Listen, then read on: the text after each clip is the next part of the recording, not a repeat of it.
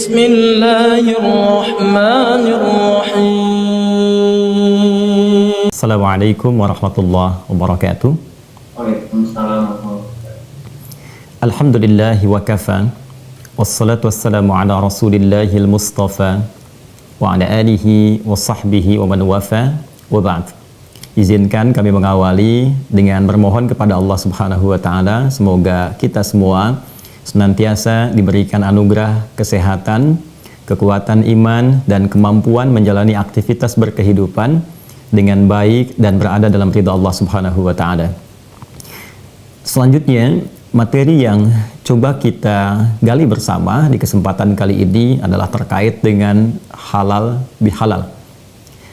Menarik untuk dikaji karena tema ini itu seakan menjadi tema rutin yang diuraikan dengan pembahasan-pembahasan turunan tersendiri setiap setahun sekali, khususnya selepas kita merayakan dan menikmati Idul Fitri.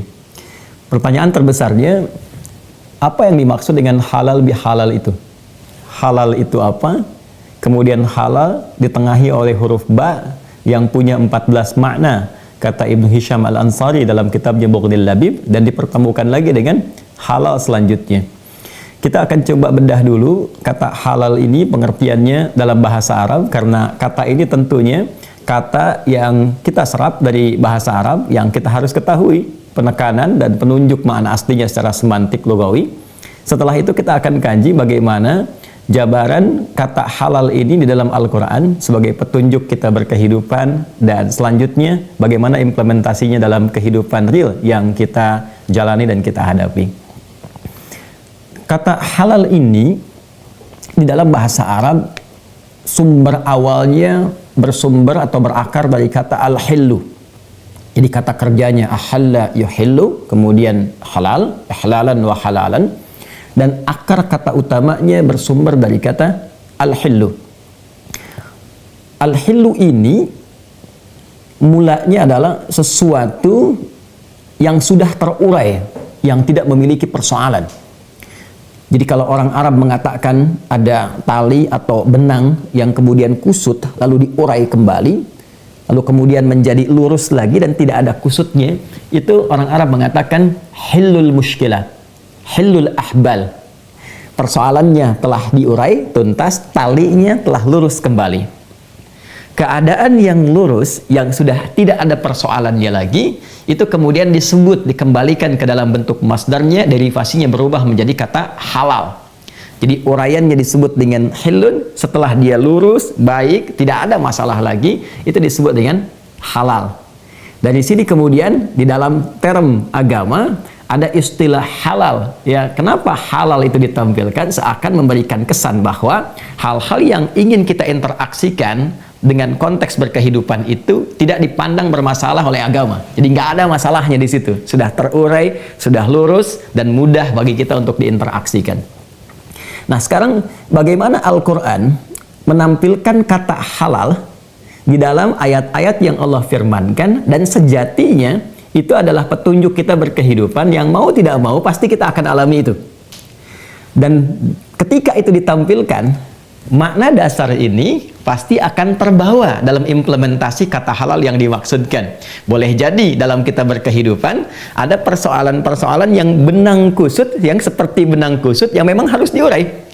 Nah, indahnya Al-Quran memberikan kepada kita ruang-ruang persoalan itu, sehingga dengan mengenali dan memitigasi persoalan dimaksud, mudah bagi kita mengatasinya ketika berada dalam ruang dan persoalan yang dimaksudkan. Maka mari kita turunkan beberapa bagian yang sangat menarik di Al-Quran, dan nanti kita akan evaluasi apakah pendidikan Ramadan yang mengurai itu telah sejati mengantarkan kita pada suasana fitrah sehingga dikatakan Idul Fitri atau Idul Fitrah, atau jangan-jangan ada yang belum terurai dan apa yang harus kita lakukan pasca itu. Quran surah kedua Al-Baqarah di ayat 168, kata halal pertama yang dicantumkan di dalam Al-Quran. Allah berfirman, A'udzubillahi minasyaitonirrajim. Ya ayyuhan nasu, hai semua manusia, kulu mimma fil ardi halalan thayyibah. Ini kata halal pertama yang disebutkan dalam Al-Quran. Kulu mimma fil ardi halalan thayyibah. Silahkan kau bertebaran di muka bumi, beraktivitas, berkreasi, minimal untuk memenuhi hajat pokok dirimu, untuk mencari makan, dan lakukan itu halalan dengan cara yang halal, legal, thayyibah, dan hasil yang didapatkan dari proses yang halal itu kemudian kreasikan itu untuk mendapatkan semua kebutuhan yang dibutuhkan oleh tubuhmu dengan cara yang baik. Bapak Ibu sekalian, ini baru terjemah tekstual. Kalau kita lakukan analisis semantik, lugawi, kebahasaan dari setiap ayat-ayat ini, runtutan kalimat-kalimatnya, karena ini di dalam disiplin ilmu bahasa Arab yang terkait Al-Quran, Al-Quran itu bukan hanya mukjizat ayatnya, tapi setiap huruf yang menyusunnya pun itu punya makna. Sehingga nanti di bahasa Arab itu ada yang disebut dengan harful mabna, huruf yang memang desainnya hanya untuk membangun kalimat saja, ya seperti A gitu kan, kemudian P, A kalau disatukan jadi apa? A sendiri tidak punya makna mandiri, P-nya tidak punya makna mandiri, kan? A-nya juga demikian. Nah, di bahasa Arab ada huruf hijaiyah misalnya ya, alif, ba, ta, tha, dan sebagainya. Hurufnya secara mandiri dia tidak punya arti, itu huruf mabna namanya. Tapi di Al-Quran itu semua hurufnya berubah dari mabna menjadi makna. Jadi tidak ada satu pun, ini mukjizatnya Al-Quran yang dahsyat, tidak ada satu huruf pun di Al-Quran yang tidak punya makna, semuanya punya arti. Nah, sekarang kita coba analisis, kita turunkan dari kajian tafsir kebahasaan Al-Quran, ada sesuatu yang bisa kita dapatkan dan ini sangat menarik ya. Mohon izin saya gambarkan singkat saja. Teman-teman sekalian, Bapak Ibu yang saya hormati, Al-Quran ketika menurunkan konteks kata halal dengan pengertian kebahasaan tadi dan kemudian dibatasi dalam konteks keberhidupan kita, maka diturunkan contoh pertamanya di Quran surah kedua Al-Baqarah di ayat 168. Anda yang memegang mushaf bisa dilihat nanti paling kanan sebelah bawah di mushaf untuk memudahkan. Pertama dibuka dengan kalimat ya ayyuhan nas. Kan? Ya ayyuhan nas. Satu. Kemudian yang kedua ada kata kerja, verb, fi'il, kulu mimma fil ardi. Baru kemudian yang ketiganya muncul kata halalan thayyibah, halal thayyib.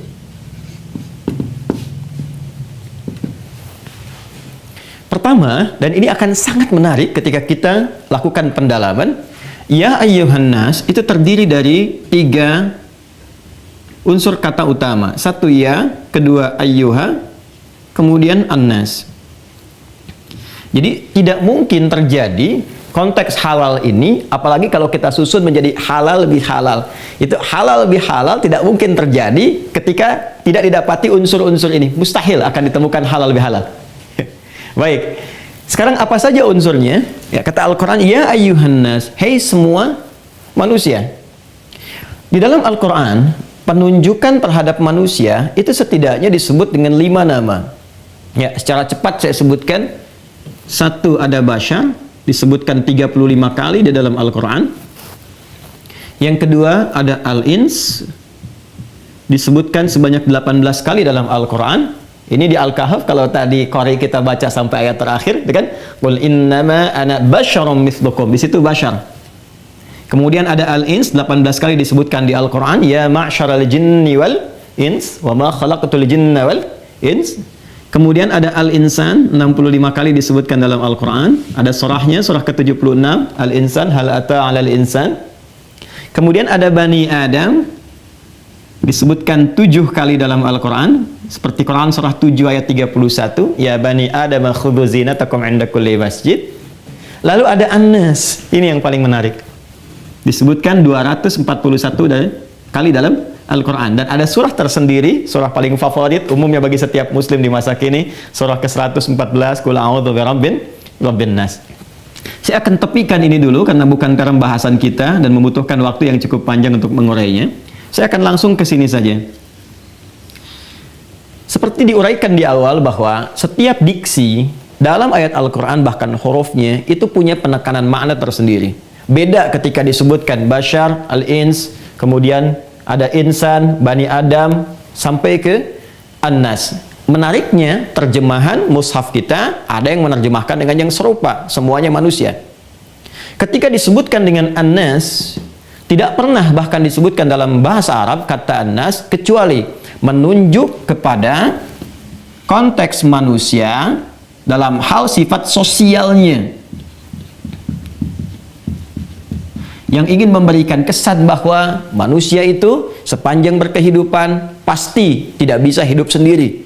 Dia adalah makhluk sosial yang butuh orang lain, yang pasti berinteraksi dalam keberhidupan. Karena itu ketika Allah memanggil dengan kalimat ya ayyuhan nas, maka yang dikhitab, yang dituju dari informasi ayat ini adalah pertama, satu, seluruh manusia tanpa batas dan melewati sekat-sekat akidah. Kedua, menunjuk konteks hubungan sosial. Jadi memberikan kesan bahwa dalam konteks berhubungan sosial, dalam konteks keduniaan, dalam konteks memakmurkan tempat yang kita pijak itu, maka Al-Quran mengajak semua untuk saling bekerja sama, bersinergi, tanpa harus memandang sekat-sekat keimanan di dalamnya. Jadi misalnya kalau kita terapkan di Unpad, ya, ini kan dalam konteks kita membangun negeri, menghadirkan anak-anak bangsa yang berkemajuan, berpikir cerdas, memajukan negara yang kita cintai. Di rumah sakit juga kemudian menampung pasien-pasien yang diharapkan dengan ikhtiar itu bisa sembuh. Itu kan masalah sosial. Dalam konteks masalah sosial ini jangan dibatasi oleh sekat keimanan, siapapun bisa hadir. Ya, jadi kalau ada ayat dibuka di Quran dengan ya ayyuhan nas, kan? Itu sifatnya universal dan melampaui batas-batas keyakinan. Nanti untuk memisahkan itu, ya, ada lagi kalimat ya ayyuhalladzina amanu. Jika kemudian ayatnya dibuka dengan ya ayyuhalladzina amanu, maka informasi itu spesifik ditujukan pada orang-orang Islam yang telah beriman untuk melakukan atau mengikuti ketentuan-ketentuan tertentu dalam agama Islam. Tapi kalau ayatnya ya ayyuhan nas, maka sifatnya universal. Maka yang ingin saya katakan terlebih dahulu sebelum masuk ke kata halal ini, pertama, Al-Quran mengungkap implementasi kata halal dalam konteks hubungan manusia secara sosial. Ini yang pertama.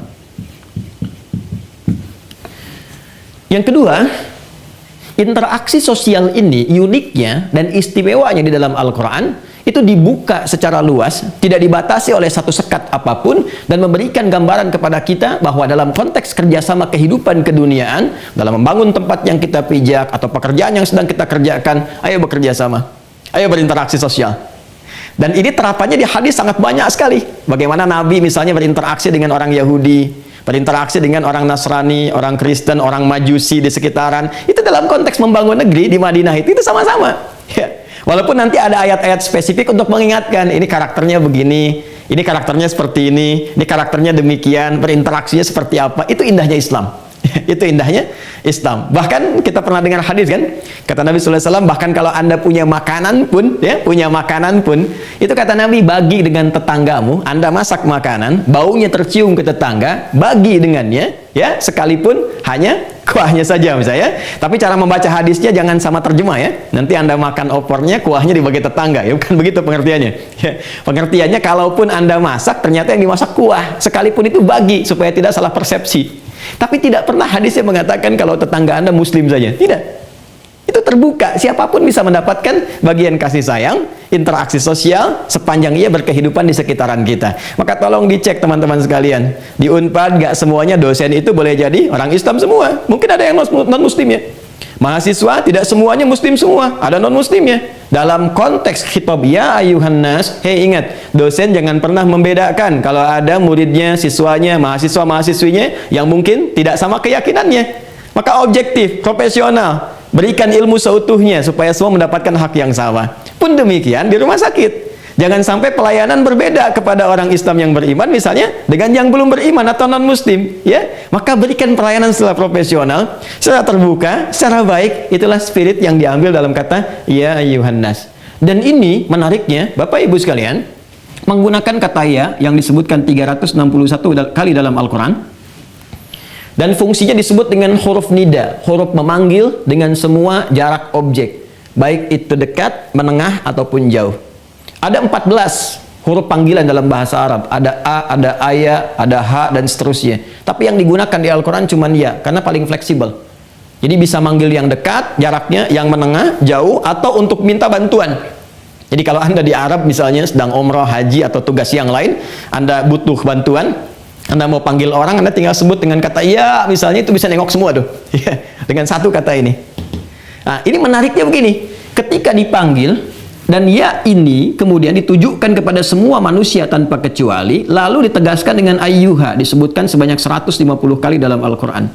Ayyunya di gramatikal bahasa Arab punya fungsi munada untuk penguat, namanya taukid. Kemudian haknya itu untuk tanbih, pengingat, fungsi untuk mengingatkan.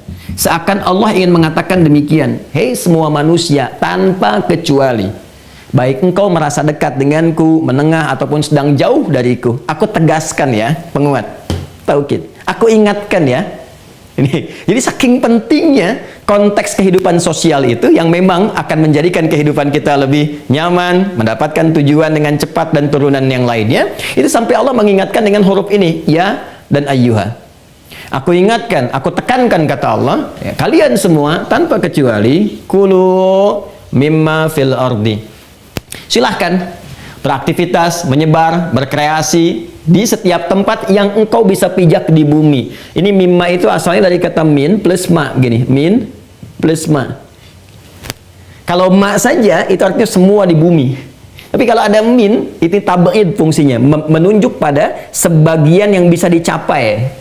Kulu mimma fil ardi. Sebelum ke sini, saya akan lompat sejenak ke sini. Mimma fil ardi. Kata Allah, silahkan kau bertebaran, beraktivitas di bumi dimanapun yang bisa engkau jangkau. Nah ini menariknya, ini tuh ditafsir lagi nanti, diturunkan lagi ayat di Quran surah ke-49, di ayat ke-13 dengan pembuka yang sama.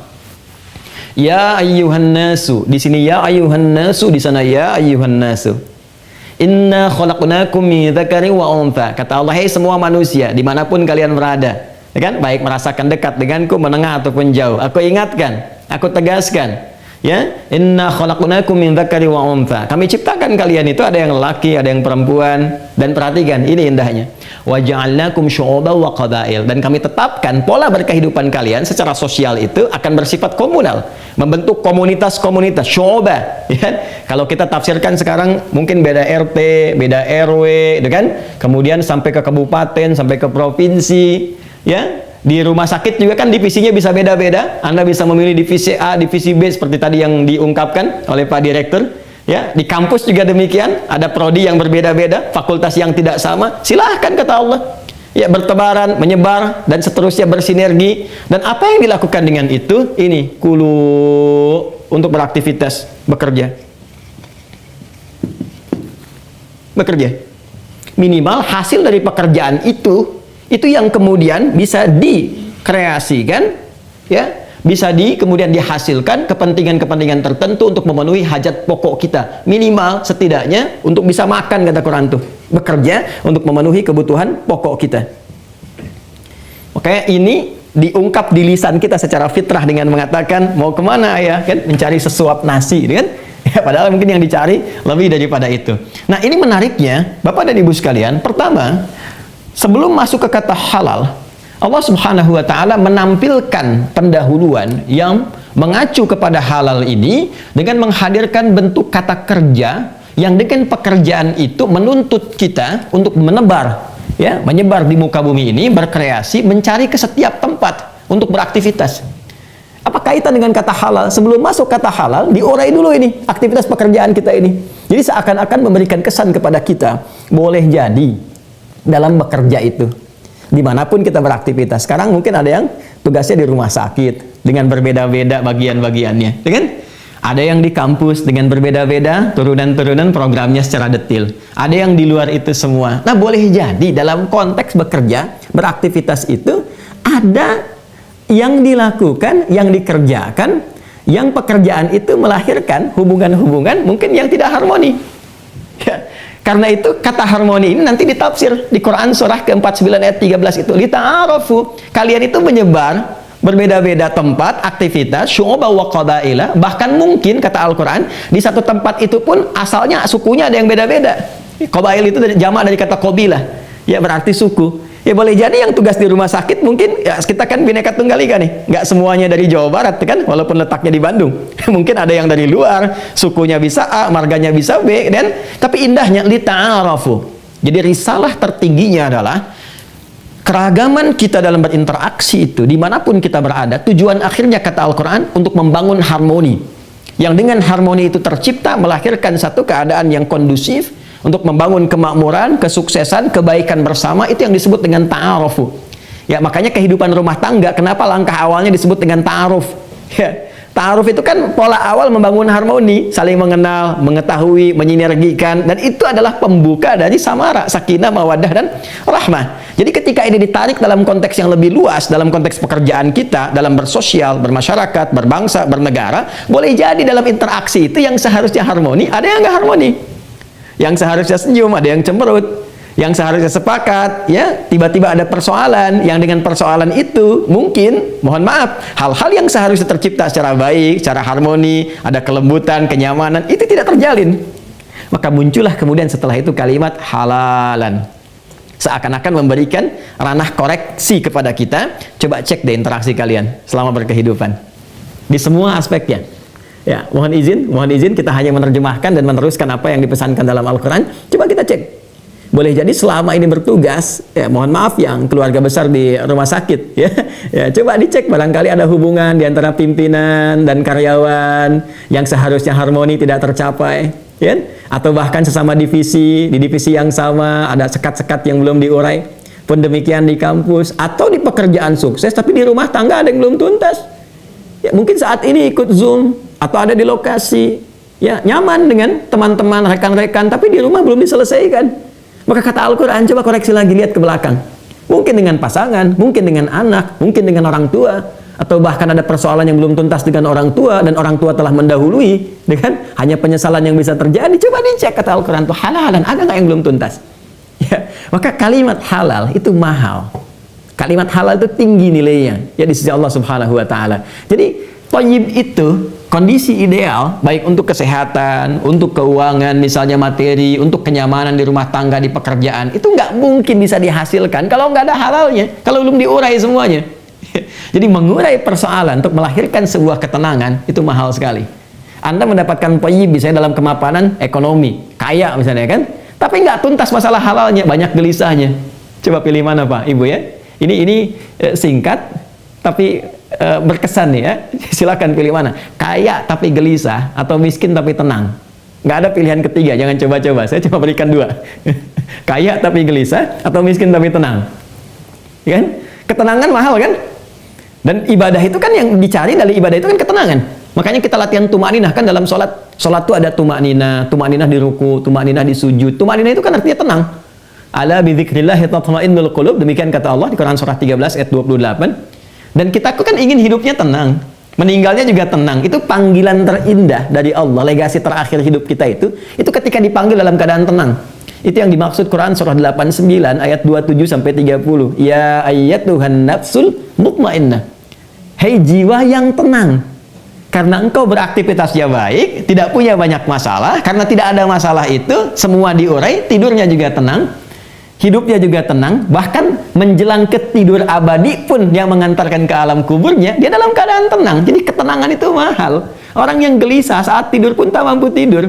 Dokter yang gelisah tak mampu sekalipun hebat, ilmunya tinggi, bagus, pakar, spesialis yang paling luar biasa, ya, terkenal di, ya taruhlah misalnya di level-level yang bahkan tinggi, tapi ketika tidak tenang, nggak akan maksimal bagaimana memberikan pelayanan terhadap pasiennya.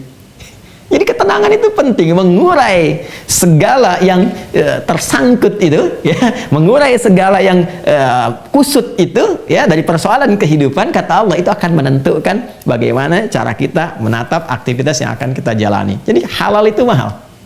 Halal itu mahal. Ya, ini bagian yang pertama Bapak Ibu sekalian. Jadi kalau kita kemudian tambahkan kata halal ini kan satu sisi nih. Kita buat judul di sini halal. Lalu kita kaitkan dengan bakbi, kan? Bahasa Arabnya kan begini tuh, bakbi. Ya. Kemudian ada halal lagi di sini, halal bi, halal. Ba ini kata Ibnu Hisham Al-Ansari di dalam kitabnya Mawdil Labib an Kutubil Arif itu punya 14 makna. 14 makna. Ada mahasiswa kita itu ngambil S3 doktoran di Timur Tengah, cuma menganalisis huruf ba saja. Huruf ba di Quran surah ke-5 Al-Maidah ayat 6 tentang persoalan wudhu. Jadi begitu mengusap kepala, itu menggunakan huruf ba, wamsahu biru'usikum. Jadi begitu wajah nggak ada baknya, tangan nggak ada baknya, itu begitu masuk kepala ada ba. Ya ayyuhalladzina amanu idza qumtum ila shalah faghsilu wujuhakum, wujuh kan, wa aydiyakum ilal marafiq, tangan sampai siku, dan wamsahu biru'usikum, dan usaplah kepala, tapi pakai ba. Itu menganalisis huruf ba ini saja itu dapat doktor tuh. Dari 14 dikeluarkan 3 fungsi. Ya, ayo yang belum masih ada tuh huruf ta, huruf jim sampai huruf ya. Saya kira di Unpad ada sastra apa namanya? Arab ya. Itu masih ada peluang tuh. Ya. Nah, ini ba di antara fungsinya ya, satu ada yang disebutkan dengan fungsi al-musahabah. Ya. Hubungan yang rekat, yang baik. Kadang-kadang nanti semakin lekat tuh disebut dengan ilsaq. Fungsi keduanya al-ilsaq. Ya, kalau ini lebih kuat lagi. Makanya lem dalam bahasa Arab disebut dengan lisaq namanya, sesuatu yang bisa mengeratkan, menempelkan. Musahabah ini udah diserap ke dalam bahasa Indonesia. Ya, menjadi sahabat. Sahabat itu kan sesuatu yang rekat hubungannya, yang baik, saling memperhatikan. Idealnya tuh sahabat tuh saling menutupi, saling mengurai masalah. Sekalipun ada persoalan yang besar diturunkan jadi kecil, yang kecil dihilangkan supaya tidak naik menjadi besar. Itulah musahabah. Kalau di ilmu sorof, alifnya itu jadi makna saling, musahabah, saling menjaga, saling menutup, menjaga, merekatkan, membangun sinergi yang harmoni. Itulah musahabah.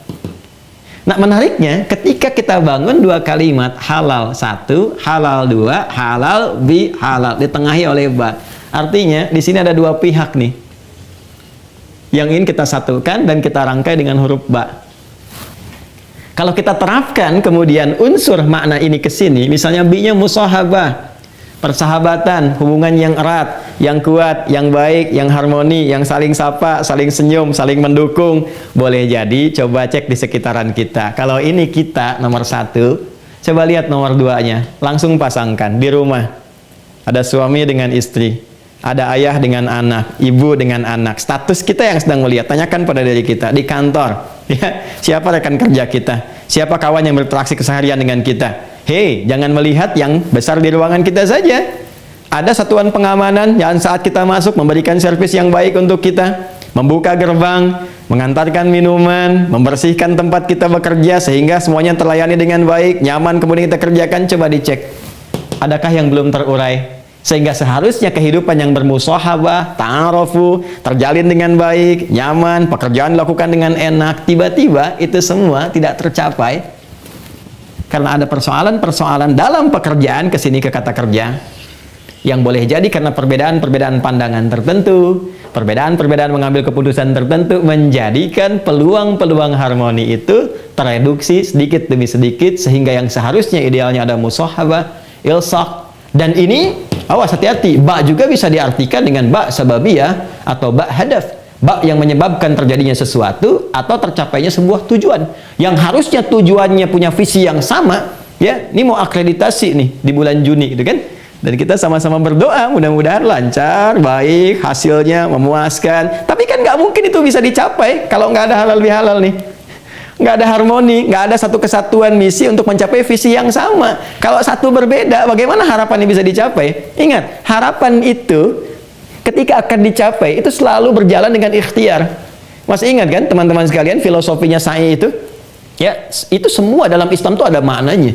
Dalam kita umrah haji, kan ada sa'i kan, Safa dan Marwah itu, yang Al-Baqarah ayat 158 itu, inna safa wal marwata itu. Ini ada Safa, ya kan? Ada Marwah.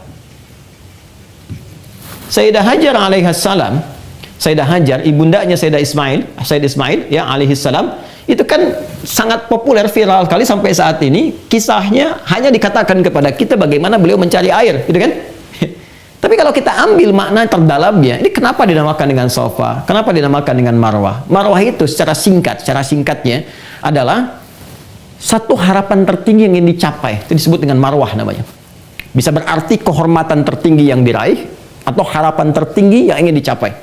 Jaga marwah rumah sakit gigi dan mulut Unpad, kehormatan yang dimaksudkan. Kita harus mencapai marwah tertinggi yang bisa kita raih. Itu harapan yang ingin dicapai. Untuk mencapai ini dulu gitu kan?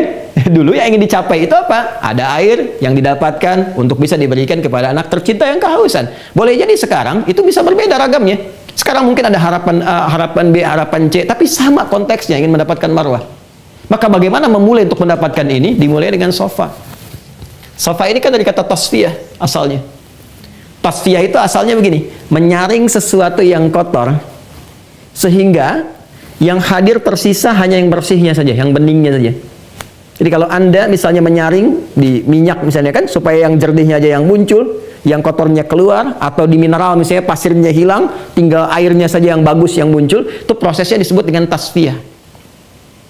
Keadaannya disebut dengan sofa. Kalau orangnya, pelakunya disebut dengan sofi. Pernah dengar ada Sofia, ya kan? Nah, Sofia itu artinya orang yang mampu menyaring segala yang kurang baik dalam dirinya, sehingga dengan disaring itu hilang yang kotornya, muncul yang baik-baiknya saja. Jadi kalau ada Bu Sofi, Pak Sofian, Bu Sofia berkata yang tidak elok, yang tidak tersaring, itu penting diingatkan, Anda Sofi gitu.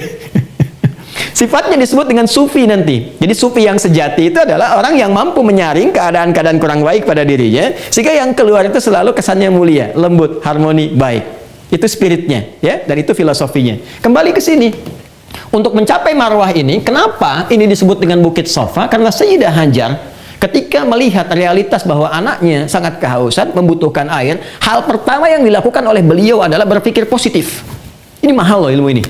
Ya, positive thinking. Hal pertama yang beliau lakukan, gak mungkin Allah tempatkan di sini kalau nggak diberikan semua perangkatnya, kebutuhannya, ya, hal-hal yang kami butuhkan. Karena Nabi Ibrahim ketika akan pergi, kalimat pertama Sayyidah Hajar itu kan sederhana. Ahadza min amrillah, ya kan? Apakah ini perintah Allah? Kata Nabi Ibrahim, iya. Jadi ketika sudah tahu bahwa itu perintah Allah, sudah pasti Allah berikan kelengkapannya. Nah, keadaan demikian, kondisi positive thinking, husnudzan yang diarahkan pada nilai-nilai kebaikan, itu ditempatkan oleh Allah dengan posisi terhormat, langsung naik ke puncak, setengah mendapatkan marwah yang diharapkan. Jadi kalau orang visinya sudah baik, positive thinking, harmoni, kan di awal pemikirannya baik, mengarah pada yang positif, itu kata Quran itu sudah setengah dari kesuksesan. Nah, sekarang teman-teman di rumah sakit mulut dan gigi akan dihadapkan nih pada akreditasi. Semua punya rasa yang sama nggak? Pikiran yang sama nggak? Oh, jangan-jangan satu optimis, yang lain ada yang pesimis, ada yang begini, ada yang belum selesai. Tidak, mulai dengan semua optimis dulu. Ya, prasangka yang baik dulu. Karena innallaha inda dhanni abdi. Sungguh Allah itu, kata Nabi, itu akan memberikan jawaban-jawaban yang diantaranya adalah ya berdasarkan prasangka hambanya. Jadi ini yang pertama harus dibangun. Dan secara psikologi, ya diunpadkan psikologinya bagus tuh. Ya, secara psikologi orang yang optimis itu, orang yang berpositive thinking itu akan memberikan aura yang positif pada bagian tubuhnya untuk mengeluarkan energi yang kuat demi mencapai apa yang diharapkan. Itu yang menjadikan beliau ketika positif itu mau bolak-balik ke sini. Ketika di tengah-tengah melihat semacam ada bayangan oase, kemudian jalannya cepat. Makanya di sini kan ada sekarang lampu hijau itu kan tanda kalau sudah sampai situ jalan dipercepat. Kalau laki-laki sedikit agak berlari. Itu ada filosofi, ya. Nah, yang paling menarik proses ini disebut dengan sa'i. Orang sekarang menyebut sa'i itu lari-lari kecil. Saya selalu bertanya, kalau lari kecil itu sa'i, lari-lari cepat apa gitu? Maraton Ustaz. Tidak, sa'i itu asalnya bukan lari-lari kecil. Sa'i itu adalah usaha yang sungguh-sungguh. Usaha yang serius. Ya, kesungguhan untuk mengerjakan sesuatu dengan persiapan yang matang, itu disebut dengan sa'i, dari kata sa'a yas'a. Teman-teman ikhwan yang laki-laki, ya, hari ini hari Jumat nih. Ada ibadah menunaikan sholat Jumat. Kesiapan kita, kesungguhan kita menyiapkan untuk datang menunaikan Jumat, itu kalimat Qur'annya menggunakan bentuk perintah dari kata sa'a, seakar dengan sa'i. Buka Quran surah ke-62 Al-Jumu'ah ayat 9. Ya ayyuhalladzina amanu idza nudiya lis-salati min yaumil jumu'ati fas'au. Fas'au ila dzikrillah. Itu fas'au itu dari kata sa'i. Hei orang-orang beriman, jika sudah engkau tahu di hari Jumat itu ada panggilan menunaikan ibadah Jumat, maka fas'au, bergegaslah. Bergegas di situ maksudnya apa? Bergegas, siapkan dirimu dengan sempurna. Makanya kan petunjuk nabinya mandi dulu, kenakan wangian, atur waktu, cari saf yang terdepan, itu saat. Nah, ini pemaknaan ini jangan hanya ditempatkan di Jumat, bawa ke sini juga nih. Karena ini kan bagian dari petunjuk kehidupan kita. Semua yang bekerja, beraktivitas di sini, kulu, itu selalu punya marwah, punya harapan. Unpad punya cita-cita sendiri di bagian universitasnya, di kampusnya, ingin harapan menjadi kampus sekian, ya, ingin bergerak menjadi world class misalnya kan, ya, dengan kelas dunia yang tadinya domestic class itu kan, ya, kelas-kelas lokal nasional, sekarang ingin bergerak lebih maju ke depan. Ini visi, punya marwah. Kampus demikian, rumah sakit demikian. Ingin jadi rumah sakit yang ideal, yang terbaik, melayani dengan prima, tadi tampilannya dihadirkan di awal gitu kan? Ya, itu marwah namanya. Untuk mencapai marwah ini, satu, semua harus punya visi yang sama, visi yang seragam, itulah sofa. Jernih berpikir, menyatu dengan baik, rekatkan, bangun harmonisasi. Setelah itu, harus punya sa'i yang baik. Serius, sungguh-sungguh, apa yang disiapkan? Menyiapkan SDM yang terbaik. Lihat fasilitas yang ada, tingkatkan lagi. Kan? Bagaimana pelayanan, bagaimana disiplin-disiplin yang lainnya. Kalau semua terpadu dengan itu, maka ini mudah untuk diraih. Jangankan ibunya yang lari-lari, terkadang ibunya yang bolak-balik, anak yang dapatkan hasilnya. Terkadang Anda direkturnya yang bolak-balik, mungkin yang mendapatkan hasil baiknya, kabar baiknya datang dari Satpam yang datang dari depan. Ini Pak, jawabannya disampaikan. Bisa jadi demikian. Itulah filosofinya. Tapi ternyata itu kan nggak seideal dari apa yang tampil, dari apa yang kita lakukan. Ya, menguraikan ini mudah, tapi menjalaninya itu tidak sama dengan mengucapkannya. Karena itu mungkin boleh jadi apa yang telah terjadi selama ini untuk menyiapkan marwah yang kita harapkan. Mungkin ada singgungan-singgungan yang membuat kehidupan tidak harmoni. Seharusnya sih beda pandangan cukup di pandangan saja. Kok beda pandangan bisa jadi beda pendengaran, beda sikap. Pandangan berbeda tidak harus menjadikan sikap tidak sama. Yang beda kan cuma pandangan. Masa beda pendapat menjadikan beda sikap? Akhirnya tidak saling sapa, tidak saling senyum, nggak saling komunikasi. Bagaimana visi marwah bisa tercapai kalau di sofa saja kita belum tuntas? Karena itulah kemudian saya ingin katakan sejak dari awal bahwa halal itu mahal. Halal tambah tambah halal lagi, itu sebuah cerminan yang luar biasa. Dan itu saya katakan jeniusnya ulama kita di Indonesia. Ya, bagaimana kemudian mengimplementasikan nilai-nilai Quran dalam kalimat-kalimat yang singkat dan padat serta keteladanan yang sangat luar biasa. Salah satu keunggulan ulama Indonesia itu saya itu sangat mencintai. Saya cinta negeri ini, ya, tokoh-tokohnya, pendiri bangsanya, para ulamanya itu saya sampai riset, Pak, Ibu. Lalu kita bandingkan tuh. Ya, saya punya satu manuskrip dari ulama kita bandingkan dengan yang di Timur Tengah. Ya, di Timur Tengah ada keunggulan tersendiri. Wilayah Afrika itu ada, Afrika Utara terutama, ya, Tunisia misalnya kan, kemudian Maroko, ada kampus pertama yang didirikan di dunia itu yang mendirikan itu orang Islam perempuan, namanya Fatimah binti Muhammad Al-Fihri, tahun 859 Masehi, 254 Hijrah, 10 Ramadan. Itu kampus pertama yang didirikan di muka bumi. Ya, itu beliau berasal dari Tunisia, di Kairawan, kemudian migrasi ke Fez di Maroko, mendirikan kampus, tadinya masjid, lalu ditransformasikan menjadi kampus disebut dengan Jamiah. Itu kampus pertama. Dan yang belajar di situ siapa saja? Ya, ilmuwan-ilmuwan besar yang kelak kemudian kita kenal. Ada Ibnu Khaldun, hasilnya Muqaddimah gitu kan, teori tentang sosiologi yang kemudian dibaca oleh Auguste Comte, lantas kemudian menjadi bapak sosiologi di barat, ya. Ada Ibnu Arabi, seorang filosof yang kemudian juga ahli Quran, ya. Ada juga turunannya, dan jangan salah, itu terbuka untuk umum. Sampai Paus Sylvester yang kedua dari Vatikan pun belajar di situ. Dan yang dipelajari apa? Prodinya bukan hanya Quran, hadis, bahasa Arab, ada astronomi, matematika, ada musik dan sebagainya. Itu ada turunannya. Yang ingin saya katakan apa? Yang ingin saya katakan adalah ternyata apa yang dibangun oleh Fatimah, ya, Muhammad binti Muhammad Al-Fihri itu dengan ikhtiar yang sangat luar biasa. Dimulai dengan prasangka yang baik, visi yang hebat, yang bagus, jenius, kesolehan, ketakwaannya luar biasa, puasa selama dibangunkan itu selama 40 hari itu puasa, selama dibangun itu sampai dengan selesai, yaitu puasa beliau. Setelah itu bangun visi yang hebat, panggil anak-anak negeri, panggil ilmuwan untuk diskusi, dibiasakan dialektika. Hasilnya apa? Menginspirasi dunia dan melahirkan turunan-turunan kampus terkini sampai juga sekarang ada Unpad.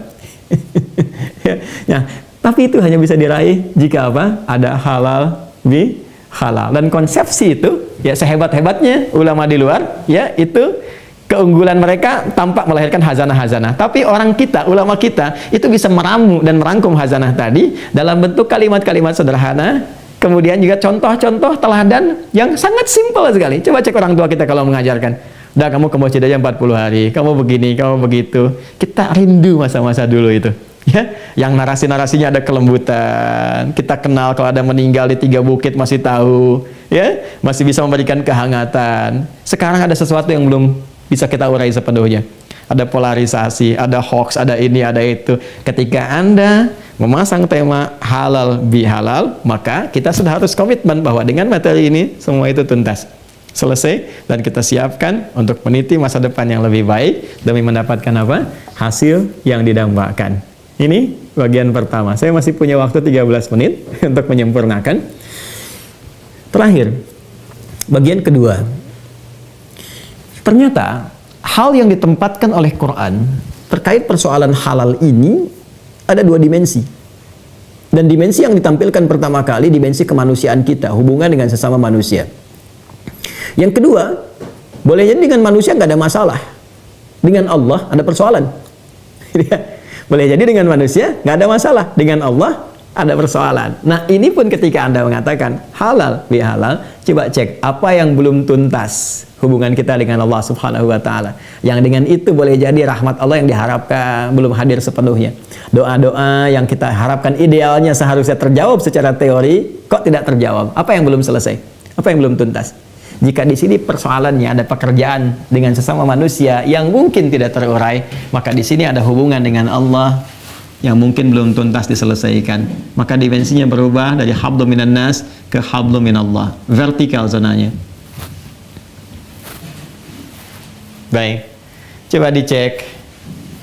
Biasanya kalau yang terjadi tadi interaksi sosial, yang ini interaksi transendental, dan wujudnya aspeknya di sini keimanan. Menyalahi iman itu bergeser dari tempatnya disebut fusuk, perbuatannya disebut asa, bentuknya disebut dengan maksiat. Jadi maksiat itu artinya menyimpang dari kodrat yang telah ditetapkan. Contoh, kita dicipta dari ujung kepala sampai ujung kaki. Mohon maaf tidak bermaksud mengajari, hanya menurunkan apa yang diterangkan di Al-Quran. Mata fungsinya untuk memandang, tapi memandang apa yang diinginkan oleh Tuhan, oleh Allah. Jangan sampai pandangan kita ada masalah dengan Tuhan. Bagi manusia mungkin itu biasa, ya, tapi ketika Allah ciptakan mata kita, ada tujuan, untuk inilah mata diciptakan. Maka turun Quran surah Cahaya, surah 24, ayat 30 untuk laki-laki, 31 untuk perempuan. Qul lil mu'minina, katakan bagi orang-orang yang punya hubungan baik dengan Tuhan, insan beriman itu, yaghuddu min absarihim, maka pandangannya hanya boleh digunakan untuk menatap yang baik-baik saja. Maka kriteria baik itu disusun, disampaikan kepada kita. Ini yang boleh dilihat, ini yang nggak boleh. Yang nggak boleh dilihat, palingkan. Ya, haram hukumnya. Kenapa haram itu muncul? Haram itu asal katanya bukan nggak boleh. Haram itu seakar dengan hurmah. Hurmah itu hormat. Jadi hukum haram itu, kenapa haram itu muncul? Untuk menjaga kehormatan. Jangan sampai dilakukan. Ketika dilakukan, kehormatan Anda akan runtuh. Sedangkan Allah punya sifat kasih yang sangat dalam. Ya, sifat sayang yang sempurna. Dengan sayang itu Allah tidak menginginkan kita itu jatuh kehormatannya di hadapan Allah, bahkan di hadapan manusia. Ya, makanya kenapa mencuri diharamkan? Kenapa korupsi haram?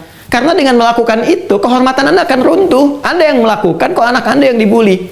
Makanya kadang banyak ayat di Al-Quran itu untuk mengatakan pada orang tua, hei, kalau mau bertindak yang kotor, pikir-pikir dulu. Jangan-jangan kamu yang melakukan, keluarga kamu yang kena nantinya. Anak kamu yang tidak tahu apa-apa yang kena persoalan. Itu banyak sekali ayat dan hadis bertebaran tentang itu. Kan? Maka jaga pandangan itu supaya selalu memandang yang terhormat. Demikian nanti turun ayat tentang lisan. Ya ayyuhalladzina amanu, hei orang-orang yang masih merasa beriman, punya hubungan baik dengan Tuhan. Ya? Apa yang dikatakan? La yasraqu minkum, jangan saling mencela. Kan? Awas, la yaftaba'dukum ba'du, jangan bikin hoax. Itu ada ayatnya di Quran surah 49 ayat 11 sampai 12. Ya, kemudian wailul lil mukadzibin, jangan berdusta. Itu baru dari mata sampai lisan. Nanti ada sampai ke ujung kaki. Idealnya demikian.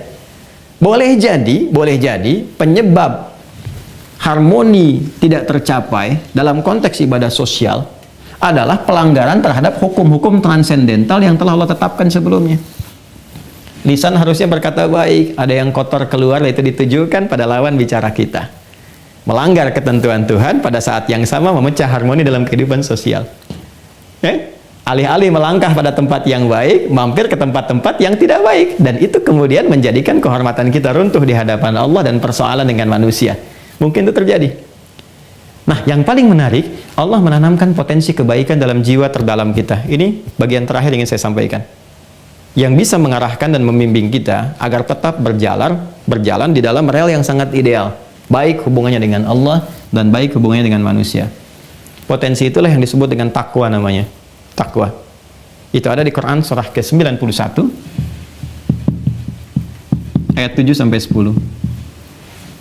Wa nafsi wa ma sawaha, dan demi jiwa setiap manusia yang aku sempurnakan penciptaannya, fa alhamaha fujuraha wa taqwaha, maka untuk menyempurnakan itu dan memberikan kemuliaan dalam jalan hidupnya, aku ilhamkan kepada mereka jiwa fujur, dan ini inti berkehidupan dalam hal yang baik, yaitu jiwa takwanya. Takwa ini secara singkat dia disebutkan 115 kali dalam Al-Quran, lawannya fujur, dan fujur nama lainnya itu nafsu. Nafsu disebutkan 115 kali dalam Al-Quran. Saya ingin bahas ke takwa saja. Intinya, takwa ini adalah akumulasi semua sifat-sifat baik yang mungkin kita hadirkan dalam berkehidupan. Dan dia butuh stimulus. Makanya kita diuji dengan ujian berkehidupan supaya ini muncul, sifat-sifat baik ini. Kumpulan semua sifat baik itu disebut dengan takwa. Sifat baik yang disebut dengan khair namanya. Ya. Tugas kita mengeluarkan potensi ini, sehingga dengan itu kemudian keluarlah tampilan-tampilan karakteristik mulia yang bisa kita gunakan dalam berkehidupan. Dan ini sangat mahal sekali. Makanya ketika kita diminta berhubungan dengan sesama manusia secara sosial, dalam konteks berkehidupan kita, konteks kebangsaan, bermasyarakat, bernegara, dan sebagainya, itu kalimat takwa muncul. Kembali ke Quran surah 49 ayat 13. Ya ayyuhan nasu, pakai nas. Inna khalaqnakum min dzakarin wa untha wa ja'alnakum syu'uban wa qabaila lita'arafu. Inna akramakum 'indallahi atqakum. Takwa.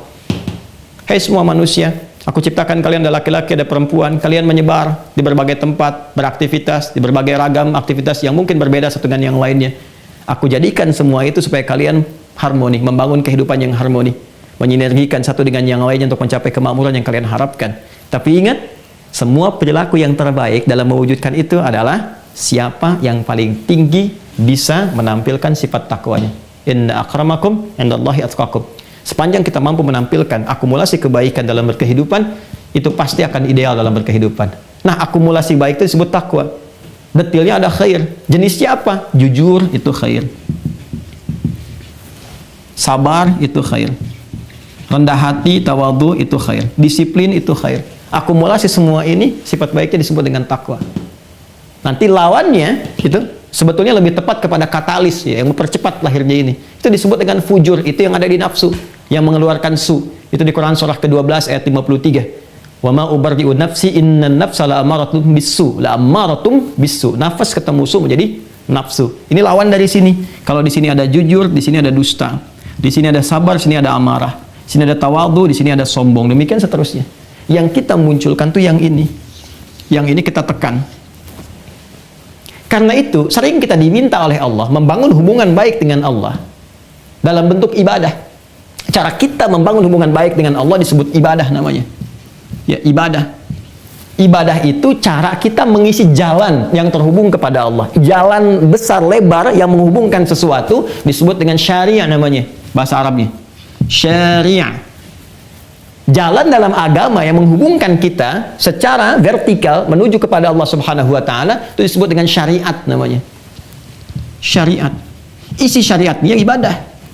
Di dalamnya ada sholat, ada infak, ya, ada puasa dan turunan-turunan yang lainnya. Nah, ini sebetulnya hubungan yang kita lakukan ya, yang terhubung kita dengan Allah berupa ibadah ini, ketika Allah perintahkan sejatinya ini semua untuk menstimulus supaya takwa muncul. Makanya kalimat sholat pertama, kalimat infak dalam Al-Quran itu dibukanya dengan kalimat takwa dulu. Al-Baqarah ayat 2 sampai dengan 5. Dzalikal kitabu la raiba fihi hudal lil muttaqin, takwa. Siapa orang takwa ini?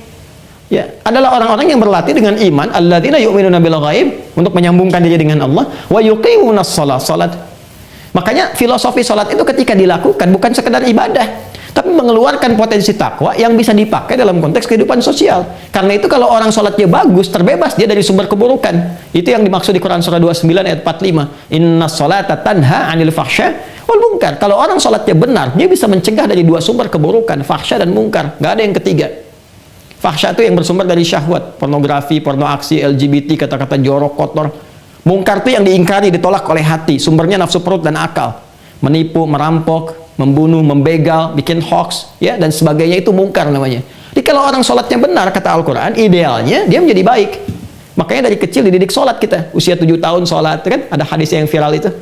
Ya, apa yang dimaksud dengan ini semua? Ini eksplorasi takwa.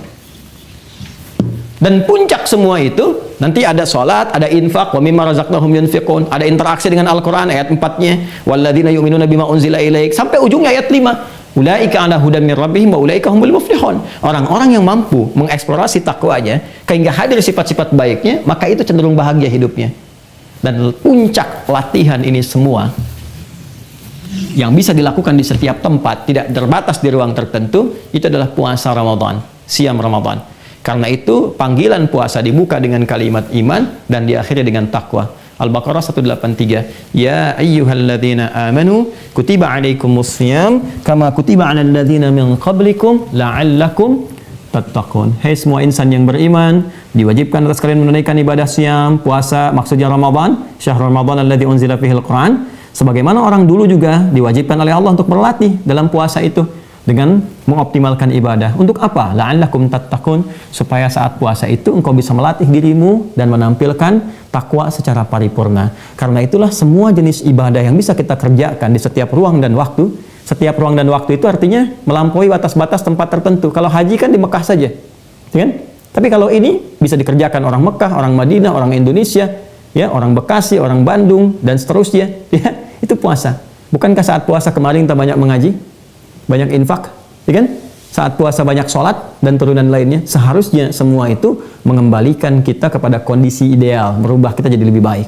Dan keadaan baik itu itulah fitrah dalam berkehidupan. Jadi fitrah manusia sesungguhnya baik. Makanya kalau ada orang bersikap tidak baik, kita nggak suka karena fitrah hidup kita itu mengarah kepada yang baik. Kalau lisan berdusta, hati pasti menolak karena fitrah hidup kita itu pasti baik.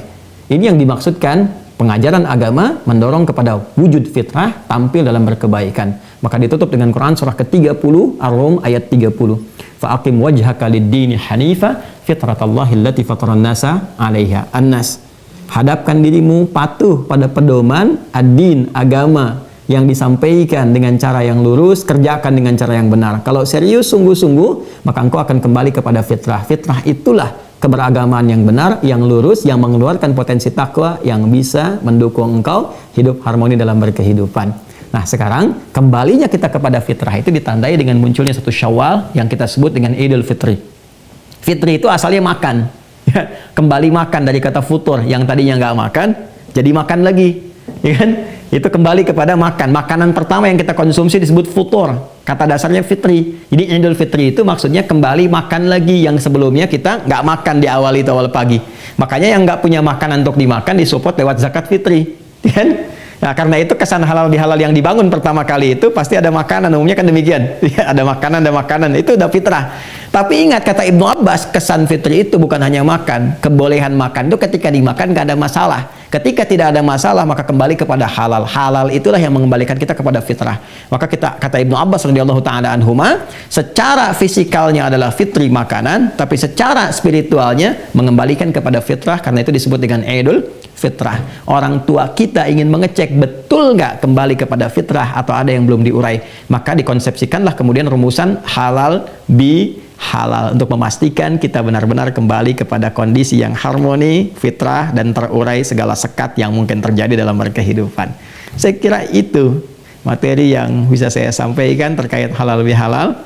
Mohon maaf mungkin cukup padat, tapi implementasinya boleh jadi detailnya kembali kepada diri kita masing-masing. Saya berharap mudah-mudahan apa yang disampaikan menjadi bekal positif untuk saya pribadi dan kita semua. Apa yang kita harapkan mudah-mudahan tercapai, baik untuk Rumah Sakit Gigi dan Mulut yang Juni nanti akan akreditasi, mudah-mudahan juga lancar, kemudian diberikan hasil yang terbaik seperti yang diharapkan sesuai dengan kadar kesungguhan yang bisa dilakukan. Keluarga besar di Unpad, mudah-mudahan juga seluruh sivitas akademika diberikan kelancaran dalam beraktivitas dan juga diberikan kekuatan untuk menjadikan semua itu sebagai kreasi ibadah sehingga punya nilai di hadapan Allah Subhanahu wa taala, dan tetap semangat membangun negeri kita tercinta dan menjauh dari segala hal yang bisa melahirkan ketidakharmonisan dalam berkehidupan, baik bermasyarakat, berbangsa, bernegara, dan juga beragama. Saya kira kalau konsisten itu insya Allah kedamaian, ketentraman, ketenangan setidaknya pada diri kita akan diraih. Itu yang bisa saya sampaikan. Terima kasih Bapak Ibu sekalian atas atensi kebersamaan kita. Dengan segala kerendahan hati, saya ingin mempraktekkan terlebih dahulu apa yang kita bahas kali ini. Saya memohon maaf sebesar-besarnya banyak kesalahan yang saya perbuat, dan boleh jadi di antara kesalahan itu terkoneksikan kepada aktivitas yang terjalin di keluarga besar Rumah Sakit Gigi dan Mulut di Unpad ataupun kampusnya. Dengan segala kerendahan hati saya mohon maaf, mohon ditunjukkan supaya saya bisa perbaiki, bisa dikoreksi, sehingga dengan itu bisa tampil lebih baik lagi dari apa yang sudah pernah dilakukan. Kedua, terima kasih atas kesabaran dan ketawaduan Bapak Ibu semua membersamai kami saat ini. Semoga saya bisa belajar lebih banyak dari apa yang kita kaji di